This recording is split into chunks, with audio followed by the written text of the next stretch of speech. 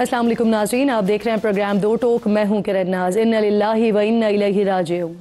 Israel के खिलाफ मज़ाहमत का एक बड़ा इस्तिआरा, हसन नसरुल्लाह शहीद हो गए हैं। इसराइल ने कल बैरूत में हमले किए जिसमें बड़े धमाकों के साथ ही मुतअद्दिद इमारतें तबाह हो गई। हसन नसरुल्लाह के साथ उनकी बेटी ज़ैनब ने भी जाम शहादत नौश किया।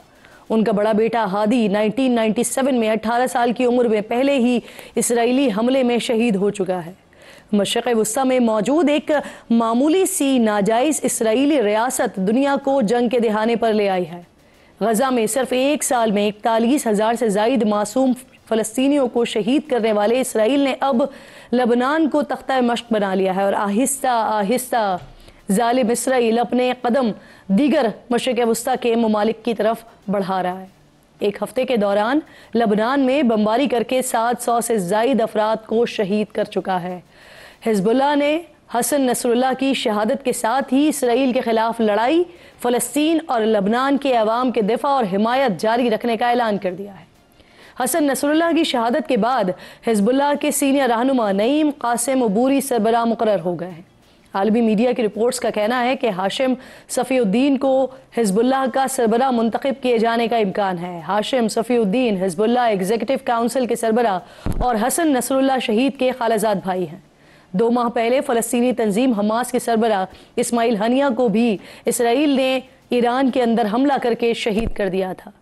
इसराइल की बैरूत में कार्रवाई के बाद ईरानी सुप्रीम लीडर आयतुल्लाह खामनाई को महफूज मकाम पर मुंतकिल करने की खबरें आ रही हैं। इसराइल की तरफ से हिज़्बुल्लाह की मरकज़ी क़यादत को निशाना बनाए जाने के बाद ईरान इलाकाई इत्तेहादियों के साथ मुसलसल राब्ते में है ताकि अगला लाए हमल इसका तयन किया जा सके। इस तमाम सूरत हाल में उम्मत मुस्लिमा की खामोशी, बल्कि कमाल मुजरिमाना खामोशी, ये बहुत बड़ा सवाल बन चुकी है। बमुश्किल 1 करोड़ आबादी पर मुश्तमिल इसराइल पूरे खित्ते में बदमस्त हैवान की तरह बदमाशी करता फिर रहा है, मुसलमानों का खून बहा रहा है। लेकिन मजाल है कि बड़े और बाअसर मुस्लिम ममालिक अपने हमसाया बिरादर ममालिक का साथ दें। जिस वक्त ज़रूरत इसराइल की मरम्मत की है, उम्मत मुस्लिमा सिर्फ मजम्मत करके आंखें चुरा रही है। दूसरी तरफ नाज़रीन, मगरबी ममालिक ख़ास तौर पर अमरीका खूनी इसराइल की मजबूत पुश्त बनकर खड़ा हुआ है। एक साल में 3 बार अक़वाम मुत्तहिदा में गज़ा में जंग बंदी के लिए करारदाद पेश हुई, जिसे तीनों बार अमरीका ने वेटो किया। आलमी अदालत इंसाफ फ़लस्तीनी इलाकों में इसराइली कब्ज़े को गैर कानूनी करार दे चुकी है, वो भी किसी मुस्लिम मुल्क नहीं बल्कि जनूबी अफ्रीका की कोशिशों से। लेकिन मजाल है कोई एक मुस्लिम मुल्क भी आगे बढ़कर नेतन्याहू का हाथ पकड़ सके, गिरेबान पकड़ सके, इसराइल को इंसानियत का दुश्मन करार दिलवा सके। 1967 में जब इसराइल फ़लस्तीन, शाम, लबनान, उर्दन और मिस्र तक जंग फैलाकर खित्ते की सलामती को ख़तरे में डालकर मगरबी हिमायत से मुसलमानों का खून बहा रहा था, तो उस वक्त भी उम्मत मुस्लिमा न जाने किस ख्वाब खरगोश में मशगूल थी। 6 रोज़ तक जारी रहने वाली इस जंग में मिस्र में 11,000, उर्दन में 6,000 और शाम में 1,000 अमवात हुई थी। लाखों अफराद बेघर हुए, जबकि इसराइल के ज़ेर कब्ज़ा इलाके में 3 गुना इजाफा हुआ था। आज भी इसराइल निहत्ते बच्चों, बुजुर्गों, ख़वातीन, हत्ता के पनागुज़ीन कैंप्स, स्कूल्स और अस्पतालों तक को निशाना बना रहे हैं। लेकिन हम बतौर मुसलमान जालिमों की मजम्मत और मजलूमों के लिए दुआओं से ज़्यादा कुछ नहीं कर रहे हैं। आगाज़ में सबसे पहले मेरे आज के मोअज़्ज़िज़ मेहमान अली मोहम्मद ख़ान साहब, पाकिस्तान तहरीक इंसाफ के सीनियर रहनुमा हैं, मेंबर कौमी असम्बली हैं। बहुत शुक्रिया आपका अली मोहम्मद ख़ान साहब। अस्सलाम वालेकुम। मैं आगाज़ करना चाह रही हूँ, हिज़्बुल्लाह के सरबराह हसन नसरुल्लाह शहीद हो गए। कुछ अर्सा पहले इस्माइल हानिया को शहीद किया गया ईरान में। गज़ा में शहादतों की तादाद इस वक्त 41,000 से तजावुज़ कर गई है। गज़ा, तेहरान, अब बैरूत, इसराइल हर जगह हमले कर रहा है। क्या देखते हैं आप, क्या समझते हैं इस वक्त उम्मत मुस्लिमा तकलीफ में है, पाकिस्तान क्या किरदार अदा कर सकता है? अली भाई जी बहुत शुक्रिया। बिस्मिल्लाहिर्रहमानिर्रहीम। अल्लाहुम्मा सल्ली अला मुहम्मद व अला आलिहि व अस्हाबिहि वसल्लम। सबसे पहले तो आपको अप्रिशिएट करता हूँ कि आपने इब्तिदाई सवाल से की है। हसन नसरुल्लाह साहब शहीद हो गए हैं और बहुत बड़ा जुल्म अजीम हुआ है। हालांकि मुसलमान के लिए शहादत एक बहुत बड़ा इनाम है, लेकिन बहरहाल दुश्मन अपने मकसद में कामयाब तो हुआ है और ये दूसरा बड़ा टारगेट उन्होंने हिट किया है। अभी माजी करीब हमास के हेड इस्माइल हानिया साहब भी शहीद हुए थे। तो उम्मत मुस्लिमा ख्वाब खरगोश में है। मैं समझता हूँ कि एक ये दोनों चीज़ों को अगर आप साथ मिला के देखें कि कल जिस तरह इसराइल का वज़ीर आज़म बोलने लगा और सब ने उसका वॉकआउट किया, तो उसका जवाब उन्होंने ये दिया है। मतलब है उनको दुनिया की उम्मत तो छोड़े, पूरी दुनिया की इंसानियत की, ह्यूमन राइट्स की, अखलाकियात की, इंसानी हकूक की कोई परवाह नहीं है, और ये सारा कुछ ये अमेरिका की शय पे कर रहे हैं। तो ये हमारी आंखें खुलने के लिए काफ़ी है। मेरे ख्याल में हम पाकिस्तान कर रहा है, लेकिन हमें ज़्यादा करना पड़ेगा।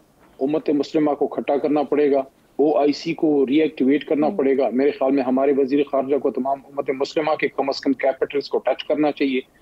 जो मजबूत ममालिक हैं, जिनकी आवाज़ तगड़ी है इस्लामिक उम्मा में, चाहे वो ईरान हो, सऊदी अरेबिया हो, तुर्किया हो या और इस्लामी ममालिक हो, उनसे आप रब्ता कीजिए। और जिस तरह हमारे दौर में एक इनिशिएटिव जनाब इमरान खान साहब ने लिया था अफगानिस्तान के मामले पे, जब 2 दफ़ा OIC के वज़ारा खारजा को पाकिस्तान में उन्होंने कॉन्फ्रेंस की थी, और ये भुट्टो साहब के बाद पहली बार हमारी एक बड़ी कामयाबी थी कि हमने उम्मत मुस्लिमा को 1 महीने के अंदर 2 बार इकट्ठा किया। मेरे ख्याल में शहबाज साहब को इस पे अपना रोल अदा करना चाहिए, और उम्मत मुस्लिमा में OIC और अरब लीग दोनों पे अपना, क्योंकि अरब लीग के तो हम मेंबर नहीं हैं, लेकिन उम्मत मुस्लिमा के OIC के तो हम मेंबर हैं, हमें अपना किरदार इसमें अदा करना चाहिए। इस मामले पे तमाम लोगों को एक होना चाहिए। बिल्कुल दुरुस्त बात कही आपने कि ये एक ऐसा मामला है कि पूरी उम्मत मुस्लिमा को इस पर यकजा होना चाहिए, इकट्ठा होना चाहिए, उसके बाद कोई हल निकल सकेगा। थोड़ा सा आगे बढ़ते हैं। अली मोहम्मद खान साहब, PTI ने लियाकत बाग में एहतजाज करना था, लेकिन हुकूमत ने 44 नाफिज की, सड़कें बंद की, कई मकामात पर झड़पें भी हुई, आपके कई जो कारकुनान हैं वो हिरासत में भी लिए गए। जितने हिरासत में हैं उनमें क्या सलमान अकरम राजा साहब भी शामिल है? देखिए, एक तो आज हुकूमत वक्त ने बहुत रियासती फस्तायत का मुजाहरा किया है। पंजाब पुलिस को एक बिल्कुल ही एक पुरतशद्दुद सी फोर्स बना के रख दिया है कि पंजाब पुलिस को क्या सिर्फ हुक्मरानों की ख्वाहिशात को पूरा करने के लिए ये फोर्स बनी है। ये तो आइन के मुताबिक अमल करने वाली फोर्स थी। इसमें अच्छे अफसरान आज भी बेशुमार मौजूद हैं, लेकिन इस तरह की हुकूमती कार्रवाइयों से पूरी पंजाब पुलिस जो है उसका नाम बदनाम होता है। टीयर गैस बेशुमार की गई, रबर बुलेट्स फायर की गई, बल्कि उन लोगों को भी फायर किया गया जिनका तरीके इंसाफ से भी कोई ताल्लुक नहीं था। एक वीडियो बड़ी सर्कुलेशन में, एक बुजुर्ग है नमाज पढ़ने के लिए गए, उनकी बॉडी पे बेशुमार निशानात हैं। तो ये जुल्म अजीम की कोई जरूरत नहीं थी। अगर ये जलसा करने दिया जाता पुरअमन, हमने बेशुमार जलसे किए, ये भी जलसा करके हम चले जाते। अच्छा, एहतजाज भी हमारा एक राइट है, बावजूद इनके जुल्म के हमारा कारकुन निकला है, और हमारे MP साहबान जो कैंडिडेट्स हैं वो भी निकले हैं। MNAs को हुक्म था कि आपने मूव नहीं करना, इस वजह हम MNAs जितने भी हमारे थे वो सेफ जगहों पे ज्यादातर रहे, लेकिन हमारे MPs, कैंडिडेट्स, लीडरशिप, बाकी कोर कमेटी के मेंबरान और कारकुनान सारे निकले। आपने जो स्पेसिफिक सवाल पूछा, कारकुनान तो अली भाई इसमें तो कोई शक नहीं है, कारकुनान तो निकले, जगह जगह नजर आए, लेकिन सर वजीर आला तो पिंडी भी नहीं पहुंचे, आए और वहीं से वापस चले गए। सर जी, मैं अर्ज कर पाऊं, आपने राजा साहब के बारे में पूछा और गौर साहब के बारे में। कुछ देर के लिए उनको अरेस्ट किया गया, लेकिन फिर गौर साहब ने खुद ही इसको क्लियर किया कि फिर उनको दोनों को रिहा किया गया, सलमान राजा साहब को भी और बैरिस्टर गौर साहब को भी। और फिर कुछ 7:15 बजे के करीब गौर साहब ने एज ए चेयरमैन फिर डायरेक्शन दी है तमाम पार्टी को कि उन्हें प्रोटेस्ट कॉल ऑफ किया, क्योंकि अंधेरा हो गया था, कुछ भी अनटूवर्ड एक्सीडेंट हो सकता था। तो मुनासिब उन्होंने समझा कि पॉइंट रजिस्टर हो गया, एहतजाज रजिस्टर हो गया, पूरा पिंडी इस्लामाबाद निकला और पूरा मोटरवे आपने देखा, और पंजाब से लोग निकले बेशुमार। गंडापुर साहब बेशुमार तकालीफ और जो रोड ब्लॉकेज थे उनको खुद उन्होंने हटाया, और वो तकरीबन पहुंच गए थे, इस्लामाबाद के करीब थे। लेकिन चूंकि प्रोटेस्ट फिर चेयरमैन गौर साहब ने कॉल ऑफ किया है एहतियातन, क्योंकि शाम रात हो गई थी, इसमें कोई कुछ भी कर सकता था, इल्जाम तहरीक इंसाफ पे लगता। तो इस वजह से फिर वहां पे वजीर आला गंडापुर साहब ने एक शॉर्ट स्पीच करके फिर वो वापस चले गए। ये जो आप बात कर रहे हैं कि वो तकलीफ उन्होंने उठाई, और ये जो इजलास, ये जो एहतजाज होना था अली भाई, ये रावलपिंडी में होना था, लेकिन ये भी हमने देखा कि KPK से तक लोग आए, बिल्कुल दुरुस्त बात। लेकिन सर सरकारी मशीनरी का भी इस्तेमाल हुआ, फिर इसकी क्या जरूरत पड़ गई सर? देखिए, पूरी वो तो दुनिया निकली है, पूरा कारकुन निकला है, अवाम निकले हैं, बेशुमार लोग इधर भी निकले हैं, KPK से भी निकले हैं। कुछ पुलिस फोर्स जाती है, वजीर आला किसी भी सूबे का हो उसको एक प्रोटेक्शन मिलती है। वो अगर वजीर आला खुद कहीं भी, तो जब तक वो वजीर आला है तो स्टेट ने इनको प्रोटेक्ट करना है। स्टेट से मतलब जो उनकी पुलिस फोर्स है खैबर पख्तूनख्वा की, तो वज़ीर आला हुक्म दे भी तो फिर भी ये जो क्रेन्स हैं चाहे या वो पंजाब की वज़ीर आला हो, एम्बुलेंसेज हैं, सिंध की वज़ीर आला ये पुलिस फोर्स तो नहीं है सर, ये वज़ीर आला की सिक्योरिटी तो नहीं है, ये तो बाकायदा सरकारी मशीनरी है जो दूसरे सूबे में लाई जा रही है। नहीं, ये जो एम्बुलेंस वगैरह तो ज़ाहिर है वो तो एक जाना तो उनको होता है कि कोई खुदा ना खास्ता हादसा होता है तो वो तो एक अलग चीज़ है, रेस्क्यू वाले अगर या कोई एम्बुलेंस है। बाकी जो क्रेने हैं वो तो उसकी पेमेंट वो प्राइवेट कैपेसिटी में करते हैं, कोई सरकारी खजाने से उसकी पेमेंट वगैरह कोई अली अमीन खान नहीं करते। इन चीज़ों को वो सेपरेट रखते हैं, वो पार्टी फंड से या अपने खुद अपनी कैपेसिटी में करते हैं या पार्टी की लीडरशिप से, लेकिन वो सरकारी खजाने से कोई उसकी पेमेंट वगैरह किसी को नहीं होती, वो प्राइवेट कैपेसिटी में होता है। हाँ, एक बात आज इस्टेब्लिश हुई है कि वज़ीर आला अली अमीन खान अपने MPs हजरात के साथ, पार्लियामेंटेरियंस के साथ वो एंटर हुए हैं, मुश्किलात क्रॉस की हैं, अटक ब्रिज को क्रॉस किया है, पंजाब में एंटर हुए हैं। पंजाब भी पाकिस्तान है और खैबर पख्तूनख्वा भी पाकिस्तान है। मुझे नहीं समझ आती कि एक सूबे का वज़ीर आला बतौर एक सियासी कारकुन के अगर किसी दूसरे सूबे में जाता है उससे इतना डरने की क्या जरूरत है। पहले भी बहुत दफा अली अमीन खान आ चुके हैं, पुरअमन तौर पे आए और चले गए, इस दफा भी चले गए। जी सर, लेकिन PTI को एहतजाज के लिए KP हुकूमत की जरूरत पड़ती है जिसे पंजाब हुकूमत जो है वो सूबे पर यलगार कहती है। तो क्या तहरीक इंसाफ पंजाब में कमजोर हो गई है कि आपको बाकायदा तौर पर फिर क्रेन्स भी और फिर KPK से बंदे भी सारे लेकर आने पड़ते हैं? नहीं, आपने अगर विजुअल्स देखे हैं तो आज पिंडी निकला है और अभी हाल ही में जो हमारा लाहौर में जो जलसा हुआ था, मीनारे पाकिस्तान हमने मांगा था लेकिन हमने बाहर पेरिफेरी में हमें जलसा दिया। वहाँ लाहौर की बहुत से बेशुमार लोग निकले, जो उनके जो लीडरशिप हो, वर्कर्स हो, वो सारे निकले। हाँ, ये एक फैक्ट है कि खैबर पख्तूनख्वा में चूंकि हुकूमत है तो वहाँ हमारे MPs या वर्कर्स या हमारी पार्टी लीडरशिप को आने में उस तरह इशू नहीं होता। पंजाब में तो आपको घरों से निकलने नहीं देते। मैं तो ये कहूँगा कि मैं तो पंजाब की लीडरशिप को स्पेशली अप्रिशिएट करना चाहता हूँ, खासकर वर्कर कैडर को, कि इतनी फस्तायत, इतने और 2 साल से वो फेस करना है, सब कुछ हुआ, उसके बावजूद हमारी पार्टी ना टूटी है ना वो वहां से वो बिखरे हैं, वो अपनी जगह पे खड़े हैं। तो पंजाब की जो हमारी तहरीक इंसाफ है उसको तो स्पेशल अप्रिसिएशन है कि वो इन मुश्किल हालात में भी खड़े हैं। आज आपने देखा कि अली अमीन खान या अली साहब हमारे बहुत नजदीक पहुंचे, लेकिन बानी चेयरमैन के घर से भी ये आवाजें आई ना सर, अलीमा खान साहिबा ने भी ये कहा कि कोई जिद्दोजहद नहीं की जा रही है इमरान खान की रिहाई के हवाले से, और अब जो एहतजाज हो रहे हैं या जो जलसे हो रहे हैं उसे आप लोग जोड़ रहे हैं इमरान खान की रिहाई से। तो सर इन एहतजाज से और जलसों से ऑब्वियसली आप भी जानते हैं, हम भी जानते हैं, देखने वाले भी जानते हैं कि इनसे तो रिहाइयां नहीं होती या इनसे तो हुकूमतें नहीं गिरती, इनसे तो कोई फर्क नहीं पड़ता। आप कैसे एहतजाज से जो आपका मकसद है यानी इमरान खान की रिहाई है उसे हासिल कर लेंगे? देखिए, मैं आपकी इस बात से एग्री करता हूं कि एहतजाज से अदालत फैसला नहीं करती, लेकिन एहतजाज से हुकूमत पर प्रेशर पड़ता है। प्रोटेस्ट सवाल ही पैदा नहीं होता। 10 बंदा भी अगर किसी हुकूमत के खिलाफ निकले तो उसका असर पड़ता है। चाहे जाए कि हजारों लोग निकलें तो प्रोटेस्ट का बहुत बड़ा असर होता है, और ये एक पॉलिटिकल और एक कॉन्स्टिट्यूशन, आईनी और कानूनी हक होता है किसी भी पाकिस्तानी का, किसी भी जमात का जो हम इस्तेमाल कर रहे हैं। दूसरी चीज ये है कि हमें इसका पता है कि इमरान खान साहब की रिलीज जो है वो अदालत से होनी है, तो वो जंग भी हमारी जारी है, पार्लियामेंट के अंदर भी जारी है, social media, electronic media, print media पे भी हम मौजूद हैं।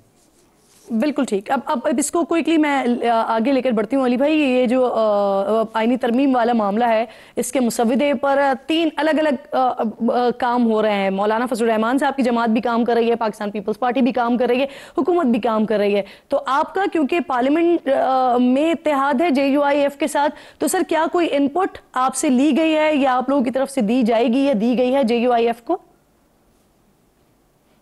देखिए, मैं आपको बताऊं, इस वक्त आईनी तरामीम की नहीं, आइन के एहतराम की जरूरत है।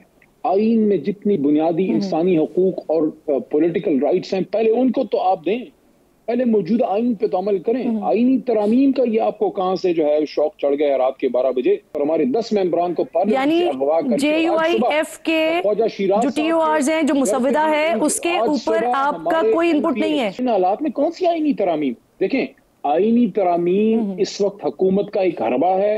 आईनी तरामीम क्या आईनी तरामीम? सबसे पहले तो आप इस 8 फरवरी के इलेक्शन का फैसला करें कि मैंडेट किसका है। और इमरान खान और असीरान की रहाई। हमारे तो दो बुनियादी नुकात हैं। यानी अच्छा, आपकी बात से ये क्लियर हो गया कि ना वो आपसे इनपुट मांग रहे हैं और ना आप इस मामले पर कोई इनपुट देंगे। बिल्कुल ठीक। अच्छा अली भाई, अब मसला ये है कि हुकूमत की तरफ से ना ऐसे इशारे दिए जा रहे हैं। देखें सुनिए, आईनी तरामीम रात के अंधेरे में 2 बजे नहीं होती। आप अपने वोट तोड़वा के नहीं होती। आर्टिकल 63 में क्यों तरमीम करना चाह रहे हैं? ताकि आप हॉर्स ट्रेडिंग का दरवाजा खोल दें। एक शख्स तहरीक इंसाफ के वोट पे आया है, उसको वो नून को वोट दे, पीपल पार्टी, इन्हीं के शुतर बेमहार। आईनी तरामीम, मैं दोबारा कह रहा हूँ, ये इस वक्त हुकूमत की आईनी तरामीम, आईन पे हमला है, सुप्रीम कोर्ट पे हमला है। आईनी तरामीम की इस वक्त जरूरत नहीं, आईन के एहतराम की जरूरत है।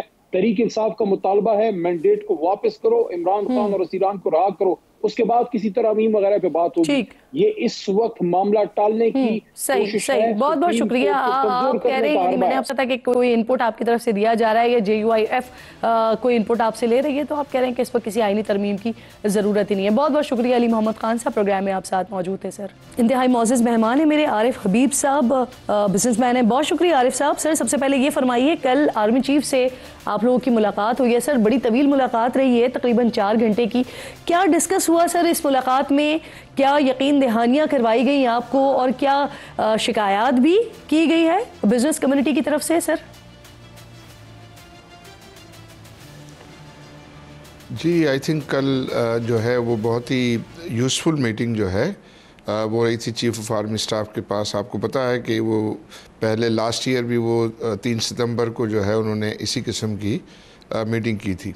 तो फिर उन्होंने जो है वो कल बहुत स्ट्रॉन्ग मैसेजेस दिए, और वो स्ट्रॉन्ग मैसेजेस में नंबर 1 तो ये था कि उन्होंने कहा हमें पाकिस्तान पे पूरा यकीन होना चाहिए, पाकिस्तान हमेशा रहने के लिए जो है वो बना है। हम शब कदर को जो है वो पाकिस्तान बना है और जो है वो आज़ाद हुआ था। इसी तरह उन्होंने कहा था कि पाकिस्तान कोई गरीब मुल्क नहीं है, और पाकिस्तान को अल्लाह ताला ने बेतहाशा जो है वो कुदरती वसाइल जो है वो फ़राहम किए हैं, और अब ये हम पर है कि हम कितनी मेहनत करके जो है उसको हम आवाम की मफाद में जो है वो इस्तेमाल कर पाते। तीसरी बात जो उन्होंने मैसेज था वो ये था कि आजकल की ज़माने में जो सबसे ज़्यादा प्रायोरिटी और नंबर 1 प्रायोरिटी है वो इकोनॉमी की है, और इकोनॉमी जो है वो ही उसी के ज़रिए ही हम जो है वो आवाम के मफादात के लिए जो है वो काम कर सकते हैं। तो उन्होंने बताया कि पिछले साल जब मैंने कुछ चीज़ें आपसे बताई थी, वादे किए थे, वो अल्हम्दुलिल्लाह जो है वो उसमें सब्सटेंशियली सारे वादे जो है वो पूरे हुए। उन्होंने कहा कि हमने स्मगलिंग पे कंट्रोल किया, हमने रुपए का जो है वो कदर को जो है वो स्टेबल किया, हमने ये इन्फ्लेशन कम हुआ तो इंटरेस्ट रेट कम जो है वो हो रहे हैं, एक्सपोर्ट बढ़ी हमारी, और हमारे रेमिटेंसेस जो है वो बढ़े। IMF के प्रोग्राम में उन्होंने कहा कि IMF के प्रोग्राम को अचीव होने से जो है वो 2 बातें जो है वो उसमें सिग्निफिकेंट है। एक तो ये कि गवर्नमेंट का रिजॉल्व कि वो इकोनॉमी को जो है वो डिसिप्लिन तरीके से चलाएंगे, और दूसरा ये है कि हमारे जो फ्रेंडली कंट्रीज़ हैं, चाइना, सऊदी अरब और UAE, वो हमारे साथ जो है वो खड़े हैं और उनका सपोर्ट हमें हासिल है। उन्होंने ये कहा कि 37 महीने के लिए उन्होंने कहा कि हम एक पैसा भी पाकिस्तान से जो है नहीं निकालेंगे, बल्कि वो मुख्तलिफ इन्वेस्टमेंट्स में दिलचस्पी रखते हैं। तो यूँ जो है फिर इन्होंने ये कहा कि एनर्जी प्राइसेस जो है वो उसमें कमी होगी इंशाल्लाह। आप देखेंगे 9 सेंट जो है का एनर्जी प्राइस आ जाएगी। इंटरेस्ट रेट जो है उन्होंने कहा कि अभी गिरे हैं लेकिन और तेज़ी से गिरेंगे, और इंशाल्लाह 1 साल में जो है आप देखेंगे कि सिंगल डिजिट में जो है वो आ जाएंगे। तो आप खुद ज़्यादा से ज़्यादा सरमायाकारी करें, और उस पर आपके आने के बाद फिर फॉरेन इन्वेस्टर्स भी आपको जो है आरिफ साहब, सर IPPs के हवाले से भी कोई बात हुई है सर? क्योंकि ताजिर बरादरी को सर इस पर भी बड़े एतराज़ात हैं ना। जी हाँ, उनकी ये बात हुई कि ये एनर्जी प्राइसेस जो है वो उसको नीचे लाना होंगे, और उसमें ये डिस्कस हुआ ताजिर बरादरी की तरफ से। कुछ लोगों का जैसे ख्याल है कि IPP ओनर्स को जो है वो पनिश करना चाहिए, लेकिन ये बात तो उनके सामने रखी गई कि ये मुनासिब तरीका नहीं है, क्योंकि वो 40 फैमिली का नाम लेना और 40 फैमिलीज़ को जो है रिडिक्यूल करना, ठीक नहीं है, क्योंकि वो उसमें एक एक जो ग्रुप है वो 1-1 लाख लोगों को रोज़गार देता है।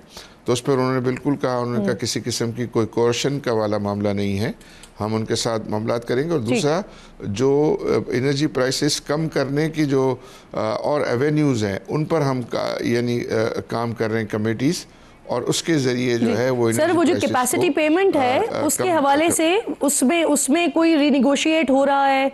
उसके जो आवाम बिल्स में भर रही है कैपेसिटी पेमेंट की मद में, उसमें कमी लाने के लिए कुछ हो रहा है?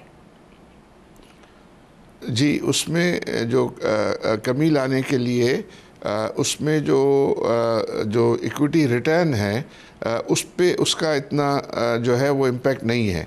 एक्चुअली जो इम्पेक्ट होगा वो ये है कि आप कंजप्शन बढ़ाएं, आप अपनी इकोनॉमी को रिवाइव करें, तो कंजप्शन बढ़ेगा तो मेन जो है प्राइसेस उसकी नीचे आएंगी, कैपेसिटी पेमेंट जो है वो नीचे आएंगी। दूसरा ये है कि जो डेट है, डेट की सर्विसिंग हो रही है, उसकी रीप्रोफाइलिंग जो है सिग्निफिकेंट कमी आएगी। तो वो जो भी सारे एवेन्यूज़ हैं उसमें हुकूमती कमेटी जो है वो काम कर रही है, और उसमें सही। आरिफ साहब ये फरमाइए सर, आर्मी चीफ ने ताजिरों और सनतकारों को SIFC के साथ मिलकर काम करने की भी पेशकश की है, तो सर इसका मैकेनिज्म क्या होगा?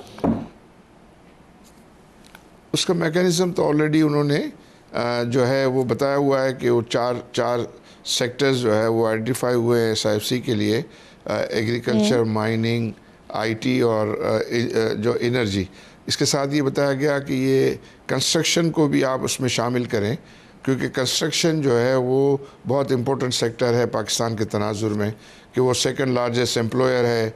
फिर वो 70 इंडस्ट्री को जो है वो सपोर्ट करता है, तो उससे आपकी इंडस्ट्री जो है वो चलना शुरू हो गई अगर उसको आप पूरी तरीके से सपोर्ट करेंगे। और वो ये भी बताया गया कि जो प्लॉट की ख़रीदो फरोख्त में और डेवलपमेंट में जो है कंस्ट्रक्शन में फ़र्क है, और इस फ़र्क को जो अच्छे तरीके से खुद भी समझना चाहिए और लोगों को जो है वो समझाने की ज़रूरत है। अच्छा आरिफ साहब, ये भी रिपोर्ट हुआ सर कि ताजिरों ने अपना पैसा बाहर से लाने के लिए एमनेस्टी स्कीम का भी मुतालबा रखा है आर्मी चीफ के सामने, तो इस पर क्या जवाब मिला सर? जी कुछ लोगों ने ये कहा, तो उन्होंने ये कहा एमनेस्टी तो जो है वो देते रहे हैं, लेकिन अब ये IMF के प्रोग्राम में ये एमनेस्टी जो है पता नहीं पॉसिबल होगी कि नहीं होगी। लेकिन एक वक्त में ये सेक्शन 111 के तहत ये था कि नो क्वेश्चन आस्क वाला मसला था, कि जो भी उसके ज़रिए बाहर फॉरेन एक्सचेंज से पैसे लाता है उससे कोई सवाल नहीं पूछा जाएगा उसके सोर्स के बारे में। तो अभी भी है वो $50,000 तक का जो है वो उसमें फैसिलिटी अवेलेबल है। उसको वो ये उन्होंने कहा कि उसको अगर हम ये जो लिमिट हटा दें, और तो जो लोग वापस लाना चाहते हैं पैसे वो ला सकें। सही। सर आर्मी चीफ ने यह भी कहा कि गूगल, स्टारलिंक और दीगर बैनुल-अक़वामी कंपनीज पाकिस्तान में सरमायाकारी कर रही हैं सर, तो ये कैसे और कब तक होने जा रही है सरमायाकारी? ये उन्होंने इस तरह उसमें बात की कि अगर हमारे यहाँ ये है कि एक आध कंपनी अगर कोई जा रही है तो कहते हैं कि उसको ही ज़्यादा जो है वो मीडिया हाईलाइट करता है, और जो कंपनीज आ भी रही हैं, और कई एक कंपनीज जो हैं वो आ रही हैं, ऑलरेडी वो आ चुकी हैं, उसके बारे में जो है वो ज़िक्र कम होता है। तो हमें पाकिस्तान के मफाद में और अपने पाकिस्तान को इमेज की बेहतरी के लिए उनको भी जो है अच्छे तरीके से हाईलाइट करना चाहिए। दुरुस्त। सर कुछ लोग ये भी कह रहे हैं कि आर्मी चीफ ने नए सूबे से मुतल्लिक गुफ्तगू की है और बताया है कि इस हवाले से सियासी क़यादत से बातचीत चल रही है, इसका क्या बैकग्राउंड है आरिफ साहब? जी आई थिंक वो इंतज़ामी बैकग्राउंड है, ये डिस्कस तो होता रहा है। आई थिंक पॉलिटिकल लीडरशिप में भी ये बात होती रही है, लेकिन उन्होंने उसका इरादा किया है कि वो ये समझते हैं कि ये बेहतर तजवीज़ है और ये होना जो है वो पाकिस्तान के मफाद में है। सही, बहुत बहुत शुक्रिया साहब, प्रोग्राम में साथ मौजूद थे। हम गुफ्तगू कर रहे थे कल जो ताजिरों के साथ बड़ी इंपॉर्टेंट मीटिंग हुई है आर्मी चीफ की, उस हवाले से बात कर रहे थे। एक छोटा सा ब्रेक लीजिए नाज़रीन, ब्रेक के बाद वापस आते हैं। प्रोग्राम में एक बार फिर आपको खुशामदीद कहती हूँ। इस हिस्से में मेरे इंतहाई मौजूद मेहमान हैं मुर्तज़ा वहाब साहब, मेयर कराची हैं, तर्जुमान हैं बिलावल भुट्टो ज़रदारी साहब के ज्वाइन कर रहे हैं। बहुत बहुत शुक्रिया आपका मुर्तज़ा वहाब साहब।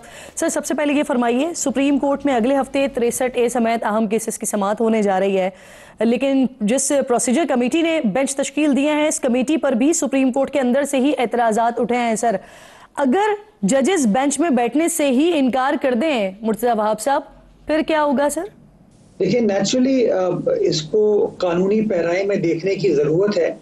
ये बड़ी बदकिस्मत सूरत हाल है जहां पर इस तरह की नुक्ताचीनी पब्लिक फोरम पे एक दूसरे के साथ की जा रही है। बेहतर यही होता कि मामला जो है कोई भी वो अपने अंदर ही रहते हुए इनको हल करे। अगर कोई जज साहब अपनी जिम्मेदारी नहीं निभाते हैं तो फिर जो नेक्स्ट सीनियर मोस्ट जज होंगे वो ड्यूटी पर आ जाएंगे। अच्छा, बिलावल भुट्टो कह रहे हैं कि मौलाना साहब के बगैर ही नंबर पूरे करने की कोशिश करेंगे।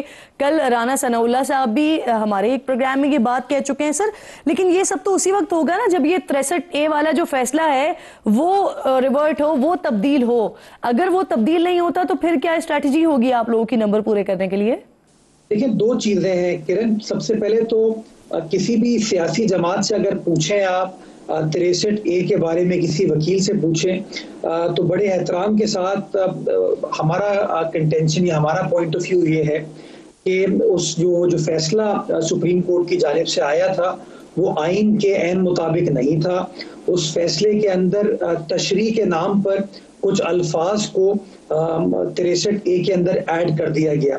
तो आईनी कानूनी एतबार से मैं समझता हूँ 63A की एक बार फिर तशरीह होने की ज़रूरत है, और वो नज़रसानी की दरख्वास्त जो है वो सुप्रीम कोर्ट में कई अरसे से पेंडिंग है, and I am very glad कि उस मामले को टेकअप कर लिया गया है। जहाँ तक नंबर्स पूरा करने का ताल्लुक है किरण, पाकिस्तान पीपल्स पार्टी तो ये समझती है कि जितना ज़्यादा इसके अंदर हम कंसेंसस बिल्ड कर सकें, जितना ज़्यादा हम सियासी जमातों को ऑन बोर्ड ला सकें, उतना ज़्यादा अच्छा काम होगा। माजी में भी हमने हमेशा इंडेवर यही किया कि लोगों की मशावरत के साथ एक ऐसा दस्तावेज तैयार किया जाए जिसके ऊपर तमाम लोगों को अग्रीमेंट हो। तो पुरुम्मीद है, कोशिश कर रहे हैं कि तमाम लोगों को कायल करने में इंशाल्लाह कामयाब। मैंने बड़ा सादा से सवाल किया मुर्तज़ा वहाब साहब, अगर 63A का फैसला तब्दील नहीं होता तो फिर क्या होगा? देखिए, मैं किरण आपको गुजारिश कर रहा हूँ ना कि हम तो तमाम सियासी जमातों के साथ इंगेज कर रहे हैं। कल भी बड़ी मुस्बित मुलाकात मौलाना फजलुर रहमान साहब के साथ हुई। आज उनकी जो टीम थी उनके साथ भी हम बैठे हैं और मुख्तलिफ जो नुकात हैं उसके ऊपर हमारी अच्छी डिस्कशन हुई है।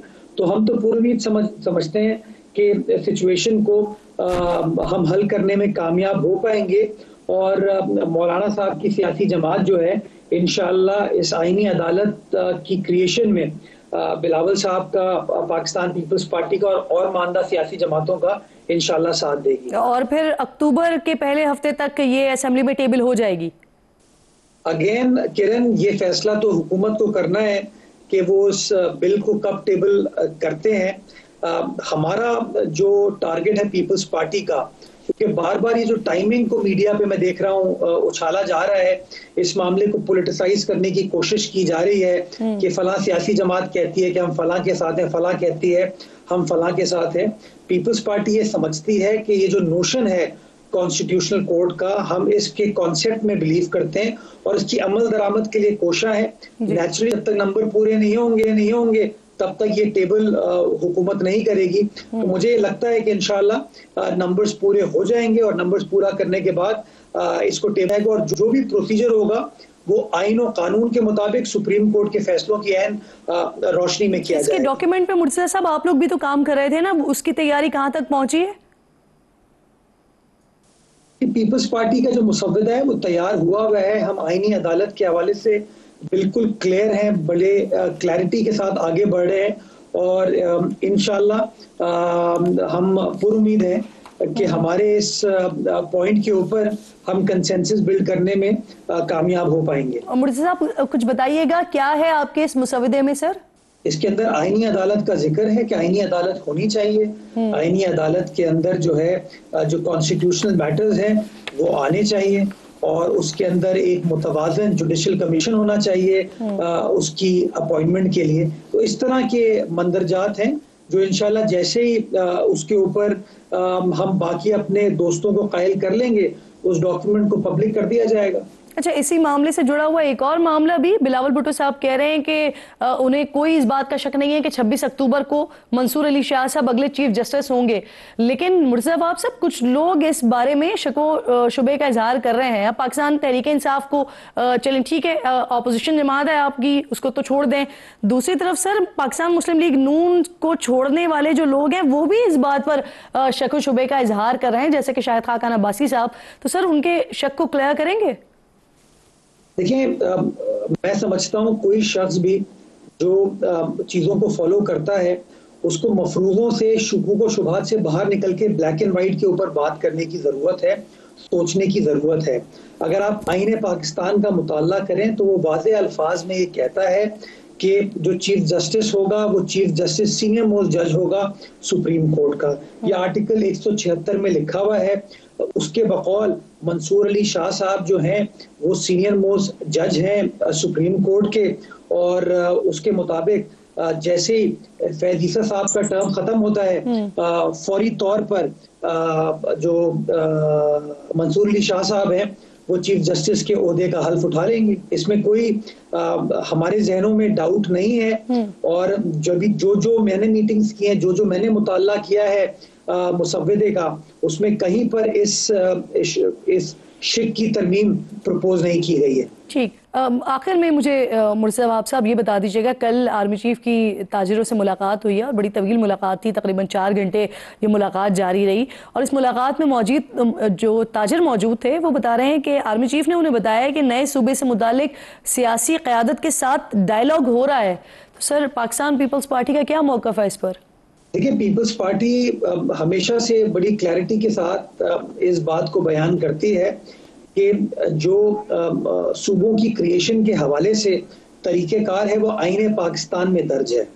उस आईने पाकिस्तान के उस क्लॉज को फॉलो करने की ज़रूरत है, और नेचुरली वो काम वफाक की सतह पर पार्लियामान को करना है, और किसी भी सूबे की अगर के अंदर और सूबों को क्रिएट करना है तो उस मुताल्लिका असेंबली को कानून साजी इस हवाले से करने की ज़रूरत है। तो जब ये काम किया जाएगा तो वो आईन और कानून के मुताबिक ही किया जाएगा। To the best of my knowledge मेरे पास इस हवाले से इस वक्त कोई इत्तला नहीं है। आपके पास इस हवाले से कोई इत्तला मौजूद नहीं है। बहुत बहुत शुक्रिया मुर्तज़ा वहाब साहब प्रोग्राम में साथ देने के लिए। एक छोटा सा ब्रेक लीजिए नाज़रीन, ब्रेक के बाद वापस आते हैं। एक बार फिर प्रोग्राम में आपको खुशामदीद कहती हूँ। इस वक्त मेरे एक और मोअज़्ज़िज़ मेहमान राना एहसान अफजल साहब कोऑर्डिनेटर हैं प्राइम मिनिस्टर के। बहुत शुक्रिया आपका। अस्सलाम वालेकुम। सबसे पहले राना साहब ये फरमाइए, हिज़्बुल्लाह ने अपने सरबराह हसन नसर की शहादत की तस्दीक की है। कल ही वज़ीर आज़म ने जनरल असम्बली इजलास में इसराइली बर्बरियत को मिलकर रोकने की बात की, और आज ये खबर आ जाना, तो क्या पाकिस्तान किसी हिकमत अमली की तरफ किरदार अदा करने का सोच रहा है, बढ़ने का सोच रहा है इस जंग को रुकवाने के लिए? सर बिस्मिल्लाहिर्रहमानिर्रहीम, बहुत शुक्रिया किरण। देखें, एक तो यूनाइटेड नेशंस ऐसा प्लेटफॉर्म है जो अमली तौर पे एक्शन ले सकता है। वो सैंक्शंस की सूरत में भी एक्शन ले सकता है, वो एक ओवरऑल कॉल भी दे सकता है। दीगर जो और इस तरह की ऑर्गेनाइजेशंस हैं जिस तरह नेटो है या और ममालिक हैं, या अपनी जो सिक्योरिटी काउंसिल की मीटिंग है उसको तलब कर सकता है। तो मेरे ख्याल से ये एक अमल ही था कि यूनाइटेड नेशंस में जब आप अपना वोट जो है इजराइल के खिलाफ डालते हैं और आप दुनिया के आगे एक मौक़िफ़ रखते हैं, और इसी तरह जहां जो प्राइम मिनिस्टर शहबाज शरीफ ने बात की गाजा के ऊपर और जो बर्बरियत इजराइल कर रहा है, जब और मुल्क इस आवाज़ में मिलेंगे तो फिर जो अमली जामा है वो सिक्योरिटी काउंसिल यूनाइटेड नेशंस का पहना सकता है। और मेरे ख्याल से उसके लिए हमारी कोशिश ज़रूर होगी, तगोदो होगी कि ये मामला जो है वहाँ उस काउंसिल में जाए और कोई एक्शन जो है उधर से हिदायत जारी। सही। अच्छा राना साहब, PTI ने आज रावलपिंडी में एहतजाज करना था, लेकिन हुकूमत ने दफ़ा 144 नाफिज कर दी, पूरा शहर ही बंद करके रख दिया। सर इंटरनेट सर्विस मुअत्तल है, कारकुनान को गिरफ्तार किया गया, तहरीक इंसाफ ने पथराव किया, पुलिस ने शेल चलाए। इन हालात की नौबत क्यों आ जाती है? अगर वो एक ग्राउंड में एहतजाज कर लेंगे तो फर्क क्या पड़ जाएगा इससे? सर देखें, आप ठीक कह रहे हैं। अगर ये एक ऐसी जमात होती जिसकी पुरअमन रहने की तारीख होती तो ज़रूर ऐसा किया जा सकता था, लेकिन ये जमात 9 मई के अंदर मुलव्वस रही है, जिसमें रियासती अदारे अफवाज पाकिस्तान पे फ़ौजी तनसीबात के ऊपर ये यक वक्त 10 शहरों के अंदर जो है इकट्ठे ये हमला आवर हुए। उसके अलावा पेट्रोल बम का इस्तेमाल जमान पाक के अंदर, उसके अलावा रेडियो पाकिस्तान पे हमला, फिर गंडापुर साहब की जो हालिया तकरीर थी, जो इंतशारी तकरीर थी। तो मैं समझता हूँ कि फिर इस चीज़ को का शुबा रहता है कि हालात किस तरफ ये ले जाएं। और बात यह है कि जब इजाज़त आपको नहीं मिली तो फिर आप एहतजाज करके सड़कें ब्लॉक करने का तो किसी को हक नहीं है। अगर आप एहतजाज करेंगे और सड़कें ब्लॉक करेंगे और आप एक आम आदमी, आम शहरी की ज़िंदगी को मुतासिर करेंगे तो फिर गवर्नमेंट का राइट है कि वो एक्शन ले। और फिर जब दफ़ा 144 लगी हुई है तो उसकी वायलेशन तो नहीं करनी बनती। फिर गवर्नमेंट जाती है, वो पुलिस मजबूर हो जाती है कि वो एक्शन ले। अच्छा सर, ये ज़रा ख्वाजा आसिफ साहब के स्टेटमेंट के हवाले से भी राना साहब बात कर लेते हैं। आईनी मेल्ट डाउन के खदशे एक बार फिर वो इजहार कर रहे हैं, क्या इतलात है हुकूमत के पास?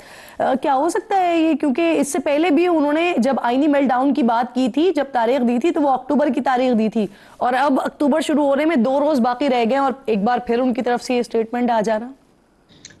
देखिए, बात यह कि मईशत बहुत मुश्किल से पटरी पे आई है। बहुत तगो दो सियासी कॉस्ट पे करके हम मईशत को जो है वो किसी सिमत की तरफ लेके जाएं जो बेहतरी की सिमत है। पार्लियामेंट जो आइन बनाती है, जो कानून बनाती है, अगर उसकी इंटरप्रिटेशन ही रीराइटिंग ऑफ आइन में आ जाए या रीराइटिंग ऑफ कानून में आ जाए जिसका मैंडेट सुप्रीम कोर्ट को नहीं मिला, तो ये मेल्टडाउन जैसी सूरत हाल जरूर बनती है। लेकिन हम पुरुमीद हैं कि जो जुडिशल पैकेज हम लाना चाह रहे हैं, जिससे एक जो कंसेंसस बेस्ड पैकेज होगा, अगर उसमें हम लाने में कामयाब हो जाते हैं, अभी तो खैर मुश्किल उसमें चल रहा है, तो ये मेल्टडाउन नहीं होगा। सर, ख्वाजा आसिफ कह रहे हैं कि मौजूदा सूरत हाल में मियां नवाज शरीफ साहब जो हैं वो पसे पर्दा किरदार अदा कर रहे हैं। क्या किरदार अदा कर रहे हैं इस वक्त मियां साहब?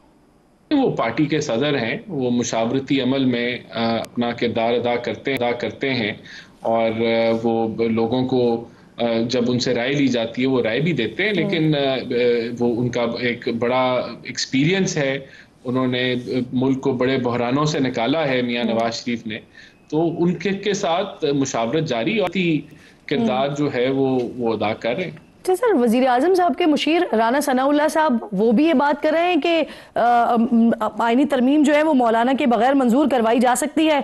इससे पहले चेयरमैन पीपल्स पार्टी वो भी ऐसी बात कर चुके हैं। तो सर, सवाल ये बुनियादी तौर पर कि ये मुमकिन कैसे होगा? क्या हुकूमत की उम्मीदें जो हैं वो सारी की सारी 63A के फैसले की तब्दीली से है क्या? हम किसी फैसले पे इन्हिसार नहीं कर रहे और हमें तो नहीं पता कि कोई भी फैसले की आउटकम क्या होगी। लेकिन अभी जो प्राइम मिनिस्टर शहबाज शरीफ और गवर्नमेंट काबीना की जो हदायत है या जिसको हम फॉलो कर रहे हैं, वो तो हम एक लार्जर कंसेंसस बनाने की कोशिश कर रहे हैं, जिसके अंदर हम मौलाना से बिल्कुल राब्ते में भी हैं और एक कंसेंसस उनके साथ डेवलप कर रहे हैं कि उनकी और हमारे दरमियान जो गैप है वो दूर हो और हम एक आईनी जो पैक्ट एग्री कर लें। अभी तो इसी पे ही काम हो रहा है। और सर, मौलाना साहब अगर नहीं मानते तो फिर प्लान बी क्या है आपका? मौजूदा सूरत हाल में तो हमारे पास 2/3 नहीं है, और अगर मौलाना नहीं मानते तो अभी करंट सिनारियो के अंदर तो 2/3 फिर नहीं होती। क्योंकि आपको सिर्फ नेशनल असेंबली में नहीं चाहिए 2/3, आपको सेनेट में भी चाहिए। तो दोनों जगहों पे मौलाना साहब के जो नंबर हैं वो अहम है। सही। सर, आखिर में ये फरमाइएगा कि कल आर्मी चीफ की एक बड़ी इंपॉर्टेंट मीटिंग हुई है ताजरों के साथ और बहुत सारे अहम मामलात ज़ेर बहस आए इस मीटिंग में, लेकिन इसके साथ साथ नए सूबों के क़याम के हवाले से भी आर्मी चीफ साहब ने बात की है। उन्होंने कहा कि इस हवाले से सियासी क़यादत से डायलॉग हो रहे हैं, बातचीत चल रही है। क्या सोच पाई जाती है इस हवाले से सर? अभी कोई ऐसा इसके ऊपर कोई हतमी या कोई सीरियस मामलात नहीं है। मुख्तलिफ लोगों के इस मामले में मशवरे आते रहे हैं, लेकिन कोई गवर्नमेंट लेवल पे कोई सीरियस काम इस पे नहीं हो रहा जिसकी बेसिस पे मैं आपको कहूँ कि ये आने वाले 6 महीने में या साल में कोई हतमी शक्ल इख्तियार कर सकता है। नहीं, अभी ऐसी पॉइंट पे हम नहीं खड़े। सही, बहुत बहुत शुक्रिया आपका राना एहसान अफजल साहब प्रोग्राम में साथ मौजूद थे। हम गुफ्तगू कर रहे थे, वक्त भी ख़त्म हो गया। इंशाल्लाह नाज़रीन से मुलाकात होगी कल। अपने और अपने मुल्क का ख़ास ख्याल रखिए और फ़लस्तीन को अपनी दुआओं में याद रखिए। अल्लाह निगहबान।